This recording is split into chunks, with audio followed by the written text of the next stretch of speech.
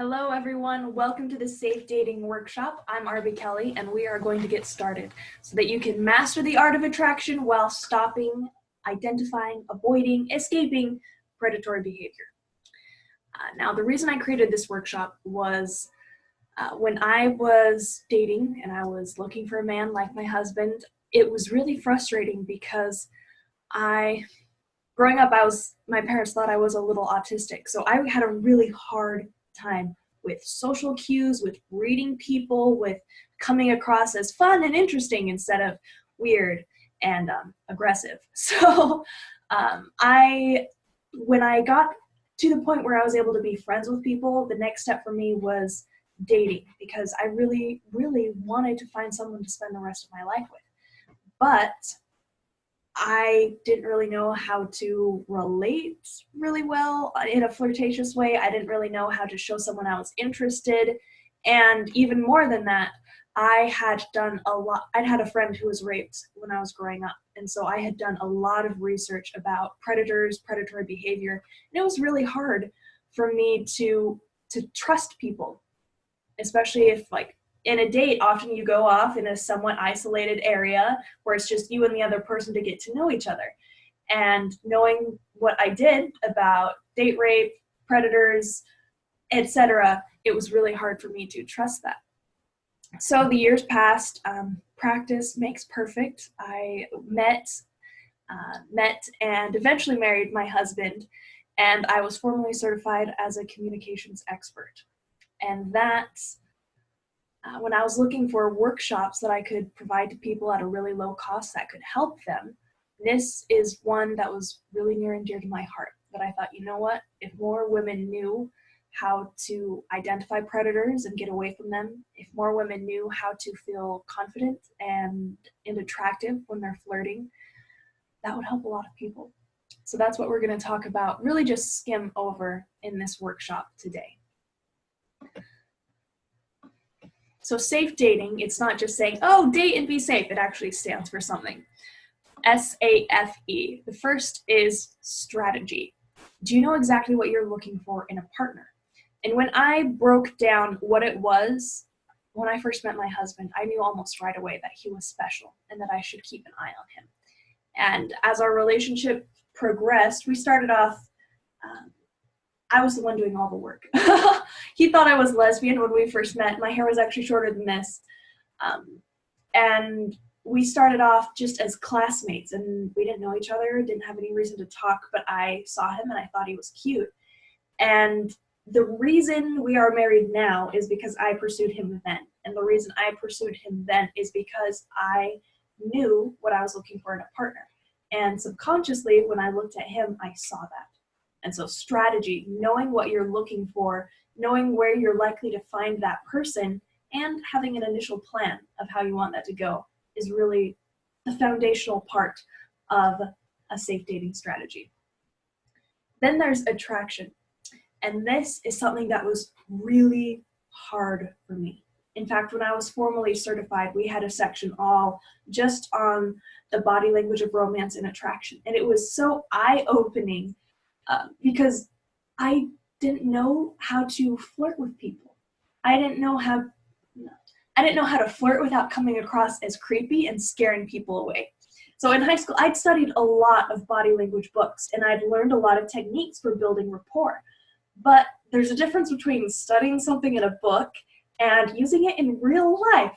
And when I tried to bridge that gap, things went horribly, horribly wrong.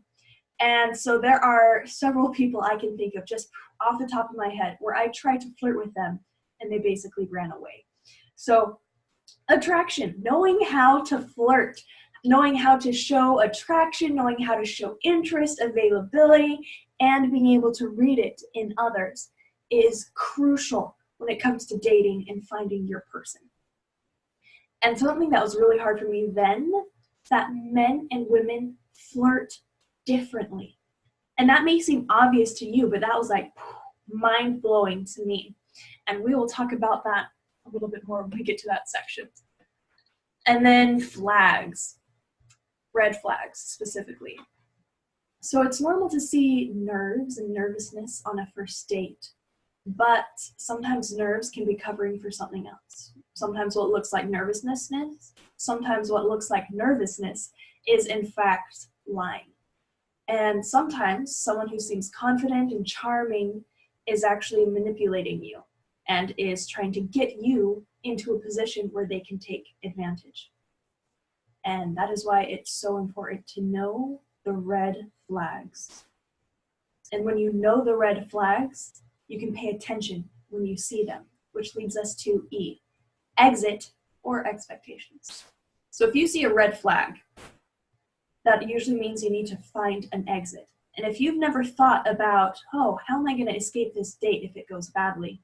When you are caught in the moment, you might not know what to do. On the other hand, if a date is going really well and you want to see this person again and you want to extend the relationship, you need to know how to set expectations. So E, if it goes really badly, the E is for exit. If it goes really well, the E is for expectations.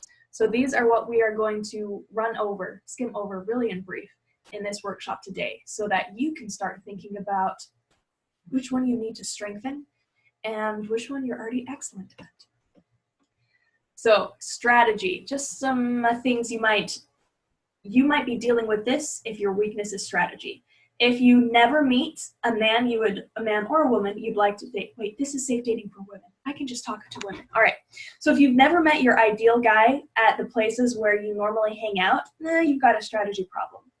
If you've gone on dates before, but it's just hasn't gone out well, you feel like you're looking for different things, or you've had relationships in the past where you liked them and you cared for them, but there were irreconcilable personality differences, things like that. That lets you know you had a strategy problem. Maybe you have an attraction problem where you think you look fabulous, but no one ever approaches you to ask you out. Or you don't want to look desperate and look like you're super into someone, so you play it really cool and they never come over to ask you out. Or maybe you're not sure how to dress up and how to emphasize your best features. Or maybe you don't have a lot of great features that you think are great and you worry that is going to doom you to singleness forever. So if any of those sound like you, the attraction section will be interesting and helpful. If in the past maybe someone has pressured you into doing something you didn't want to do, or if it turned out he was cheating, a liar, predator, and you want to know what to look for in the future to avoid that, or if you or even a friend has been taken advantage of and you never want it to happen to you, those are signs that in the past you haven't been paying attention to the red flags. And I know for me, that was one of the things I was most worried about in dating is how do I know if I can trust this person? So we're going to talk about some of the common red flags in our workshop today. And if you've had an awful date and didn't know how to get out, or if they were more into it than you were and you didn't know how to reject them, or you gave a really bad rejection, or if you thought it went well but now they're sending mixed signals, like after the date, what happens next? That is where the exit and expectations section comes in.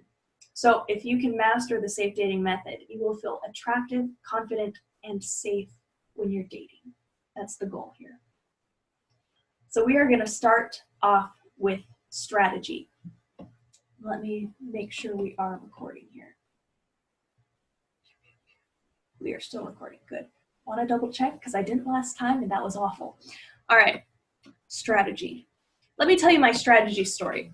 So when I was 11 or 12, my mom told me that when she met my dad, she had been praying every day since she was a child that she would know who she was supposed to marry. And so when she met my dad and she prayed about whether or not she should marry him, she had a clear, unavoidable, couldn't get around it answer. And I thought, you know what, that would be really handy because boys are dumb and I don't want to marry one, but if I'm going to have to marry one, then you should probably make it easy for me. So I prayed every day that I would know who I was supposed to marry. And I didn't like the idea of marriage. I thought marriage was boring. I didn't like the idea of kids. I thought, like, that sounds like the most boring thing ever. So I prayed that, Heavenly Father, if I have to marry someone, They better be awesome, and I better know them right away. And here's a list of all the things I want them to have. And I actually did that. I wrote out a list of all the personality characteristics and physical characteristics I wanted to have my husband to have. I wanted him to be tall, handsome, smart, a little brooding. Like, I had a list. And that made it really easy when I was dating to see if someone was a good fit for me or not. Because I could look at the list and say, is this person what I'm looking for? And I'm not suggesting that what you wanted when you were 12 is what you should want for the rest of your life. But knowing what you're looking for is very helpful. And one way you can kind of figure out this strategy is to look at past relationships that didn't work out. Think about what you liked. Think about what worked well. Think about what you didn't like, what didn't work well. And so I'd had itty bitty relationships before I met my husband, nothing serious at all. But even in those relationships, there were things I could look at and I could say, you know what, I really liked this, but that really pissed me off and I didn't like it. So when I met my husband, I was able to say, you know what, you have these good characteristics. I really like how you handle this. And this kind of pisses me off, but I can live with it. And that was really helpful when I met him. So know your person's ideal character traits. Now, one of my clients, when they were looking at this, they said, this makes so much sense. I can't believe I didn't think of it. And you may be thinking, this is incredibly simple. List the things you want to have in the person you want to date. But really, you don't have to list everything, their exact height, their exact weight, their exact hair color. You want to know your deal breakers. You want to know what matters to you. For example, randomly, it was really important to me that my husband be taller than me. That was a big deal for me. I wanted him to be big and strong and super masculine. I couldn't tell you why, but that was really important to me. So when I was dating someone, if that was a standard they didn't meet, it was much easier for me to say, you know, I've been thinking about that. That's mattered to me since I was 12. This person doesn't have it. We should part ways. And so I think it is important, if there are physical things that really matter to you, put them on the list. If there are character traits that really matter to you, put them on the list. And one of the things that helps with this is a personality aspect, because there are 5 core personality aspects that you have in differing amounts. And you will have the best relationship with someone who is pretty similar to you. But if you are in a relationship with let's say your personality aspects are really low here, and really high in this one, but you're dating someone who's high here, you are going to have so many misunderstandings, you're just not going to fit. It makes more sense to find someone who's similar in personality. Doesn't have to be the exact same, but similar. And that's something all of my clients, that's an assessment all of them take with me, and we interpret it together. But knowing what you're looking for, that lets you know where to look, and it lets you know them when you see them. And just to chime in on the idea of soulmates, some people think that there is only one person in the whole wide world for them, and that person is perfect for them in every way.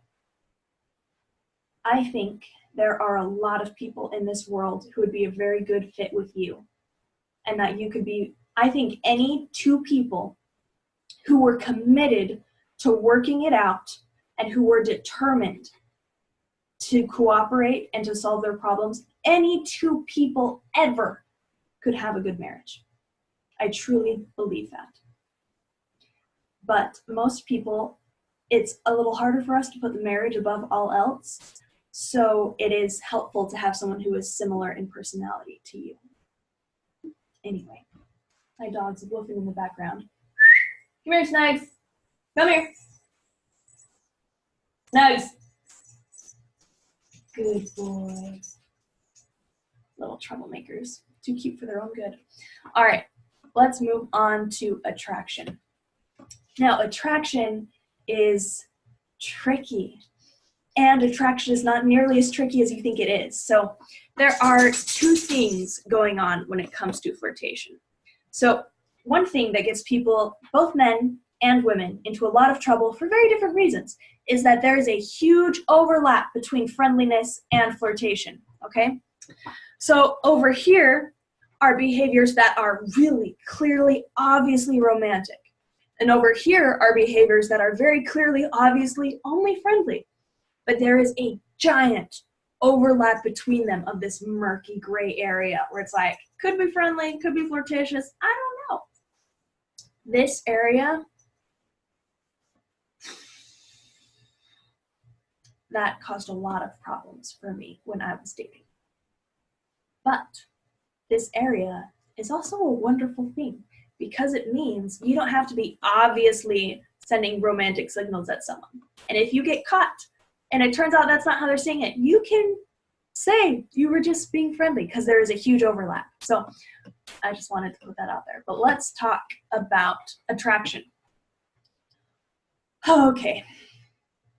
First, let's start off by saying looks are not nearly as important in attracting a mate as people think they are. And here's one study that showed that. Looks are actually like down third on the list of important things when attracting a mate. Yeah, third on the list. So one somewhat dubious study took two different groups of women to a pub to have them be approached by people to see if they got hit on. And one group of women was conventionally attractive, made up, looked pretty, what have you. But they hadn't been taught how to flirt. The other group of women was not conventionally attractive, not all made up, not all dolled up, not anything like that. But they'd been taught how to flirt. And so researchers watched and counted how many times each woman in each group was approached. And they found that the conventionally pretty women who didn't know how to flirt were approached on average less than once per hour. It's a really low number, less than once per hour. But the not pretty women who did know how to flirt, they were approached as many as 4 times an hour. So 4 versus less than 1, okay?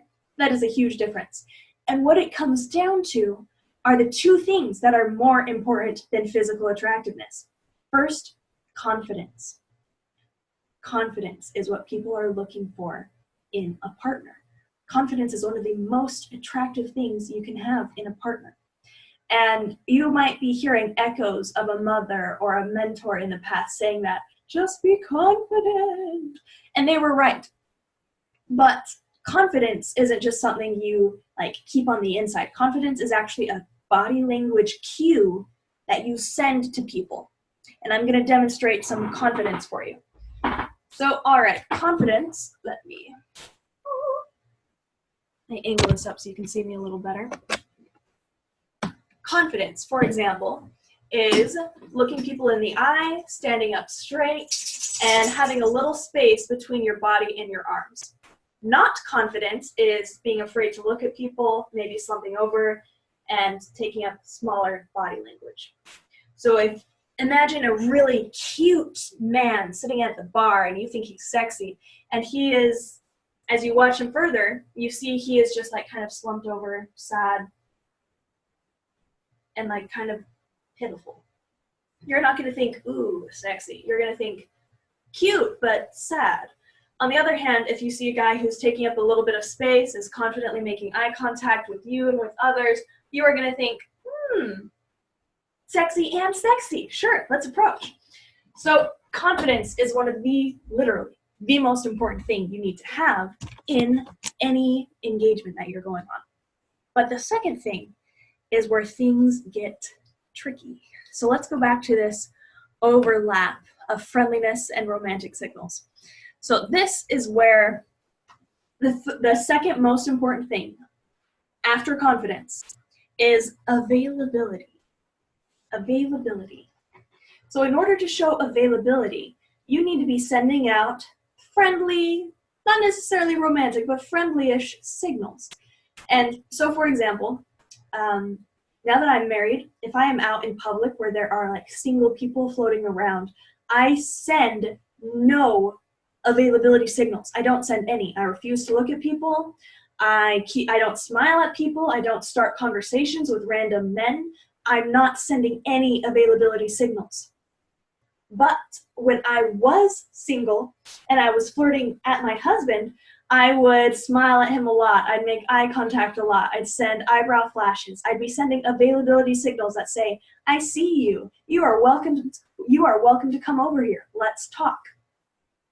And so he might have just been, those signals fall into this really nice gray area. And that is where it's really nice to be. If you're sending flirtatious signals, but you don't want to seem desperate, this is where you want to be. These are the signals you need to be sending. And some women struggle because either they don't want to seem desperate or they're not sure how to flirt. Those two seem to be the biggest reasons. But there are two things you need to know. First, don't want to seem desperate. Well, studies have shown that when you are trying to flirt with someone, you feel like you're being more obvious than you actually are. So women, for example, will send 2 to 3 flirtatious signals to a man. But men are a little dense in these matters, and so the man won't notice. So in his head, nothing has happened. He has no idea she's interested. But in her head, she's practically thrown herself at him and he's just not interested, so fine. So you actually need to send at least 3 flirtation signals at someone before they notice. At least 3. And they don't consciously recognize that you're flirting. So it is very easy to at least probe the waters and see, oh, okay, I think this person is attractive. Let's see if they think I'm attractive. Let's see how it goes. And you do that, you invite them to come over and start the conversation by sending availability signals. All right. So availability signals, women often, usually how it starts when let's see. People think romance starts when someone comes over to ask you out. That is actually like in the middle of the game. We are going to start before that. So as soon as you walk into a room, you scan the room and you notice people you think are attractive. Now, if you've been to my other workshops or you've seen me speak, you know that you sort people into 1 of 4 different categories. Friend category, yay, number 1. Predator category that you want to flip off. Romantic partner category, because you put a ring on it. And then the indifferent category that you don't need, people you forget, bleh. So as you scan the room, you sort people into certain categories. And you notice, it's almost like you throw flags up over the people that you think are attractive. So say you're in a room of 20 people and you think 3 of them are cute. You will pay extra attention to those 3 people. And you will start by just glancing at them. So if you're the person I think is cute, I'm kind of angled over here, I will glance at you. And it's not like I was gazing at you, I just sent 1 glance.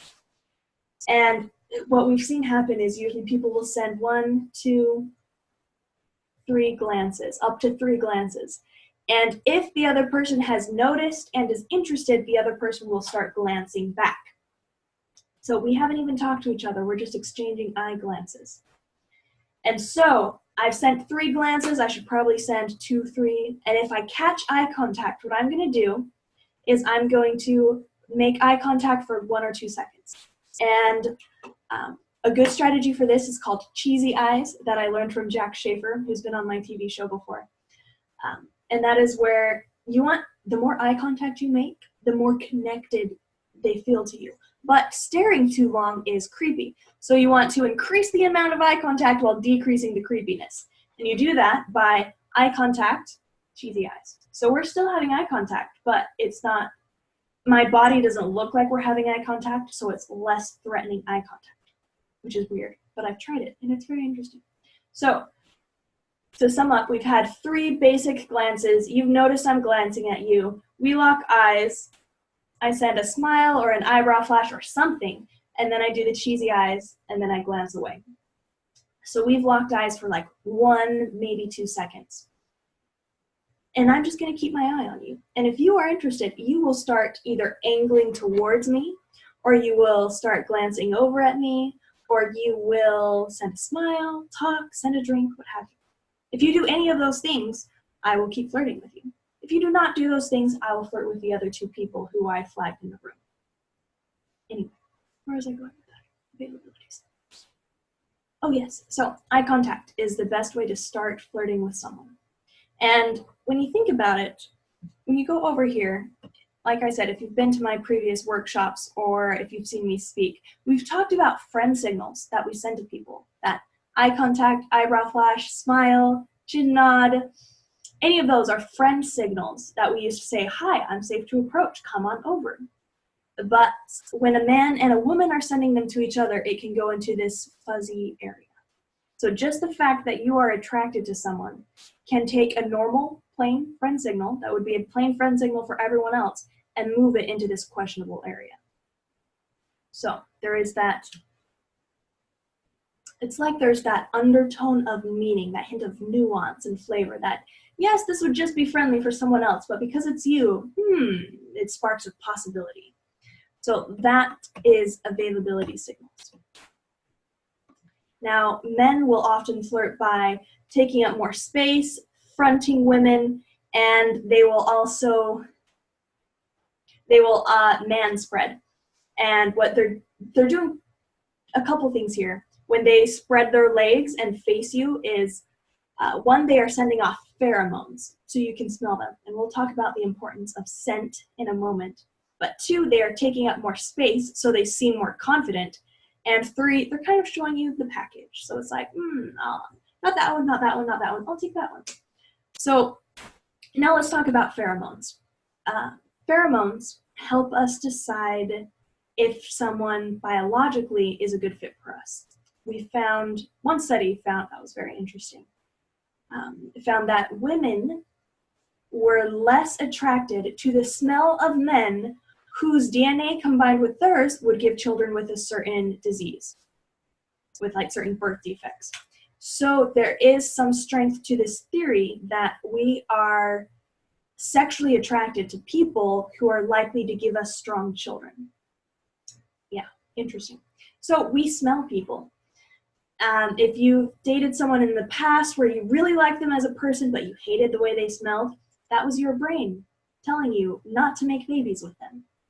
On the other hand, if you've ever been in a crowded room, someone walks by you and you smell them and you're like, oh my gosh, you smell delicious, that is a sign you would make healthy babies.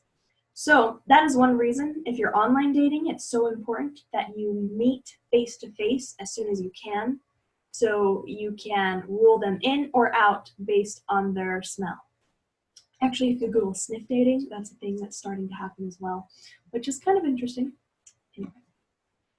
So men flirt by getting bigger and getting closer and kind of like showing off their body. They want to lean into you. They want to get closer.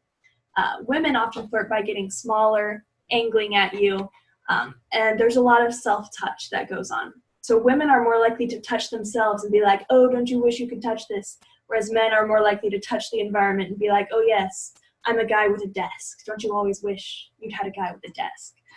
So men show how awesome they are by spreading up and leaning on the environment around them. Women show how like delicate and vulnerable they are by getting smaller, leaning in, and like touching themselves. You'll also be careful of the hair. One way that women send pheromones is we'll kind of angle our wrist at someone. We'll do a hair flip, which like sends the scent of our hair and sends our underarm scent out to people. And we'll also like touch our necks. And so pheromones are found here, here, here, just in the first flirtation signals. All right. So one of the problems you do have is that men are more likely to see a woman give them friend signals and assume she's sending these.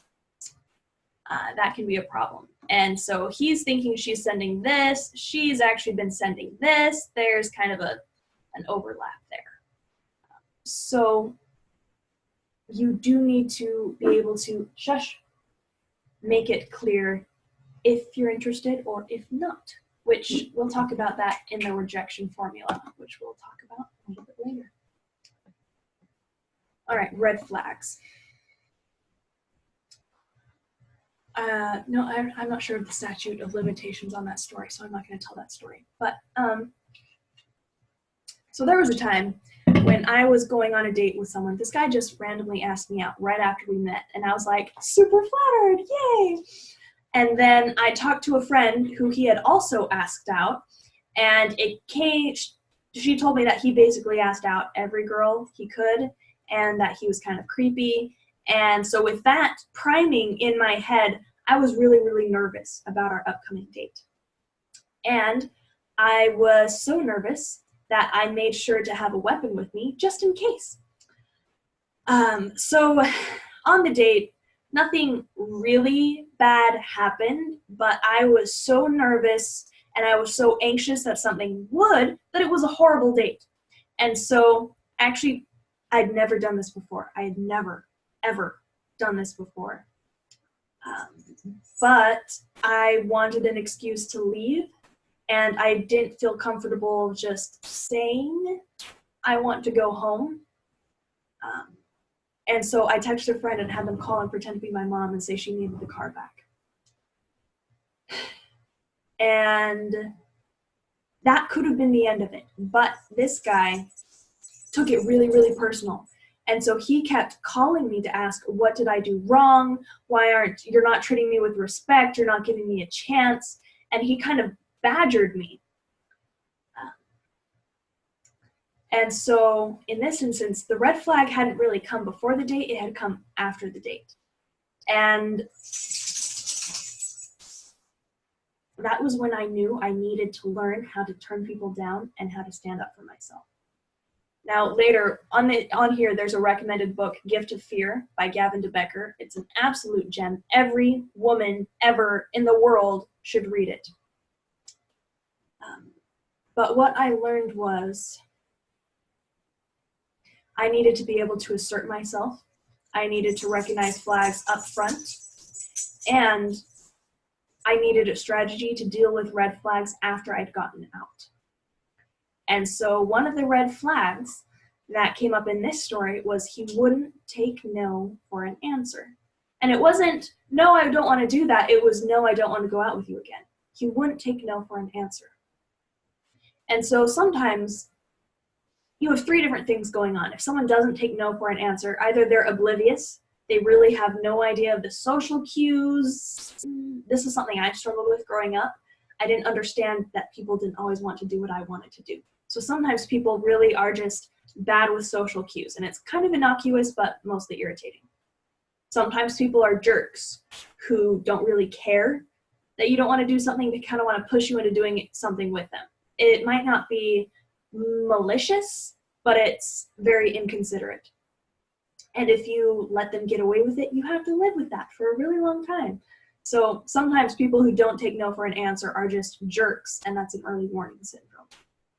And then sometimes the people who don't take no for an answer are actual predators, people who are trying to take advantage of you and don't care what state they leave you in afterwards, if they leave you alive.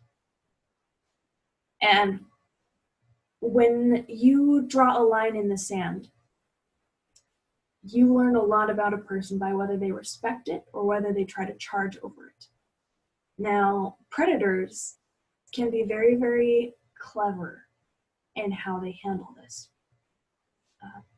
Predators will manipulate you so that you feel bad about saying no to them. But you need to keep in mind, notice what they're trying to get you to do. So for example, you are out on a girls' night with a bunch of girlfriends, no big deal, and a guy comes up to you and says, hey, can I buy you a drink? And you say, no, thank you. And he says, there's such a thing as being too proud, you know. Yeah, that's rude, but what he's trying to get you to do is be like, too proud? Not me, I'm not too proud. Yes, I'll let you get me a drink. He's trying to get you to change your mind. And so even though it's subtle, that is a sign that he cares more about what he wants than what you've said. Now, I don't want this to be confused with persistence, because men are persistent, and it's good to be persistent. It's a very positive masculine trait that leads to a lot of good things in our world. But if you don't have a plan to deal with persistence, that's really going to suck for you. So one of the red flags you ought to look for is people who don't listen when you say no. And if you don't know how to deal with that, you need to have an escape plan. You need to have an exit plan, and you need to learn how to deal with that. But that is just one of the red flags, people who don't listen when you say no. Another red flag, this one is a more dangerous red flag, is someone who will try to isolate you. And this can get even trickier because on the one hand, if it's someone you really like you want to go off by yourselves and just be by yourselves and be alone. But sometimes people are actually trying to get you alone, and they are trying to manipulate you into being alone with them. And what you need to remember is that your intuition will tell you. And this is something that's discussed more in The Gift of Fear by Gavin DeBecker. Your intuition will tell you if someone is dangerous. But in order to follow your intuition, usually you have to be impolite. And that is where a lot of women struggle. So, when someone is asking you on a date or asking you to go somewhere or offering to help you and you feel uncomfortable, listen to that feeling. That is the very first red flag that goes up. And if you decline and they keep pushing, there's another red flag that's come up. So listen to your instincts. In The Gift of Fear by Gavin DeBecker, he talks a lot about stories of women who survived sexual assaults, homicide attempts, etc. And in every single case, the woman says, I knew something was wrong, but I didn't listen. Your brain has a million-year-old survival system. You are the last link in a chain of unbroken survival instincts going back generations and generations and generations. You have hundreds of ancestors who survived long enough to pass on their genes to you. Your brain is really a survival machine. It is meant, built, primed to keep you alive. So listen to it. It might be rude if a guy approaches you in a dark parking lot while you're carrying groceries and says, hey, let me help you with that. And you say, no, thank you. He might feel insulted and try to push. But if you let him, then now he's closer, he's in close range, he's got access to your car, he's got access to you. Maybe he just wanted to help, but maybe he wanted to take advantage. So your intuition will tell you, and you need to have the guts to be rude to someone and hurt their feelings in order to keep yourself safe. Now, that is something my clients and I work on because there is a way to be gracious and diplomatic and assertive when you're setting and keeping your boundaries. But that varies more on a case-by-case basis, and so that's something we talk about more in depth with our clients. But I will leave you with this. Men typically need help to know when a woman is not interested. Women typically need help to tell a man she's not interested. So if it's just one or it's just the other, it's not so bad. So if, for instance, there's a man who thinks she's really into him, but she isn't, and she's comfortable telling him, no, I'm not into you. Okay, situation solved. If there is a woman who has no idea how to tell him that she's not interested, but it's okay because he can tell she's not interested, okay, no problem. But if you have a situation where he thinks she's really interested and she is really not interested and doesn't know how to tell him, that is where you get into trouble. So with your red flags, you need to have a plan. You need to know what to look for. Listen to your instincts and know when to be kind in turning someone down, and when to be firm in turning someone down, and when to be brutal in turning someone down. Because there are times when you need all three. That said, let's move on to the exit plan. All right. In any situation, now I say this as I have a concealed carry weapon. All right. I am legally licensed to carry a weapon in public. Um, and that means I am extra aware of the exits, of the entrances, of innocent people, of people who look suspicious, because I want to stay alive. I don't want to have to use my weapon, but I don't want to be murdered by someone either. I don't want to be in, we have a lot of active shooting situations. We have a lot of different situations where there are criminals and they are willing to use violence to hurt people, and they don't care who they hurt. And I am not willing to let them hurt innocent people when I am there to stop it. So that means I need to be aware of the exits because you never know when someone's going to come in or when someone's going to go out. You never know when a situation can start. Situations can go from normal, everyday, casual to guns firing within less than a second. It happens really, really quickly. So you need to be aware. And that means when you are starting on a date, getting ready for the date, you need to be thinking, okay, if this goes bad, how is it probably going to go bad, and how am I going to get home? You need to be thinking of car. How are you going to meet them there? Are they going to pick you up? Are you going to have a vehicle to get home? You need to be thinking of where you're going to be. You need to be thinking of who's going to be there. You need to be thinking of, if this goes badly, how is it going to go badly, and how am I going to get out? Sometimes things won't go badly at all. Sometimes things will go very, very badly. So just by thinking of it in advance, you can come up with a better strategy for getting out. And I think you should have your exit plan for everywhere you are. So say he takes you to his house, which is, in a suburban area. Things, as you are pulling up to the driveway, you should notice the houses around you, what they look like, if people seem to be home. You should notice as you're walking in, like some rapists install double locked doors, so once you're in, it's really hard to get out. You should notice how the doors are, where the doors are, if you want to be here. You should notice what you're getting into so you can notice how to get out of it. But I'm assuming that you have been paying attention to your red flags, and so if someone made you uncomfortable, you wouldn't go off alone with them. You wouldn't invite them into your apartment. You would stick to your guns. So let's talk more about expectations. So you had your strategy, you found someone who fit the ideal, you attracted them over to you, there weren't any red flags, it was a great date, and now you're thinking of taking things further. So setting expectations is where most potentially good relationships go badly wrong. Even in my marriage, in the very beginning, there were unconscious expectations that I expected that the man would do this. And I expected when I was in this mood, he would respond with this. And he expected that the woman would do this, and that when he was in this mood, I would do this. And so we already had an idea of each other and how the other person would act and should act. And the problem is, if you don't share those ideas with each other, you end up getting pissed off at each other a lot for things you haven't verbalized. So for example,